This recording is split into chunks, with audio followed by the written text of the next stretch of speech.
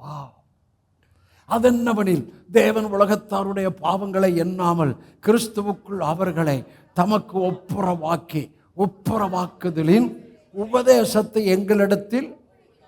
அப்ப பவுல் எங்கள்கிட்ட ஒப்புரவாக்குதல் உபதேசத்தை கொடுத்தாருப்பா அப்படின்றாரு. அப்ப நாங்க எதை தான் பேசணும்? ஒப்புரவாக்குதலின் உபதேசத்தை தான் கொடுக்க வேண்டும்.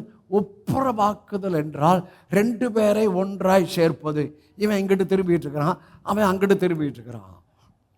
எப்பா நீ இங்கிட்டு திரும்பு, நீ இங்கிட்டு திரும்பு, நீ இவனை பாரு, நீ அவனை பாரு. சில பேர் பார்க்க முடியல. சில பேர் அந்த காலத்தில் ஹென்றி ஜோசப் ஐயா சொல்லுவார், ஏன்னா அவ்வளவு பயங்கரமான பெந்தகோஸ்து அந்த காலத்தில் அவர் இருந்த நாட்களில். இப்போ பாஸ்டர்ஸை கொடை, அப்போல்லாம் பாஸ்டர் கொடை தான்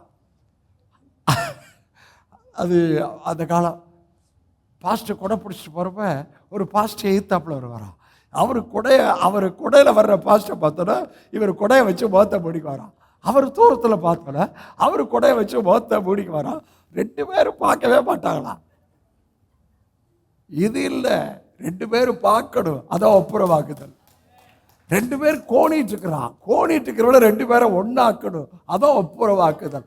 அந்த உபதேசம் சபையில் கொடுக்கணும். அதான் அங்கே கொடுக்குறோம்.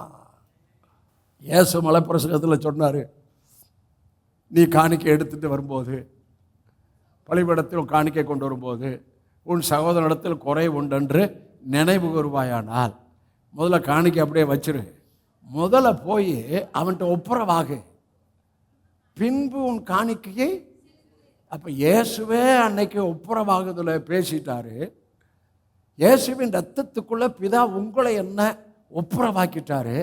இன்னும் சிலரோட அந்த ஒப்புரவாகுதல் அந்த ஒரு மாதிரி இருக்கா?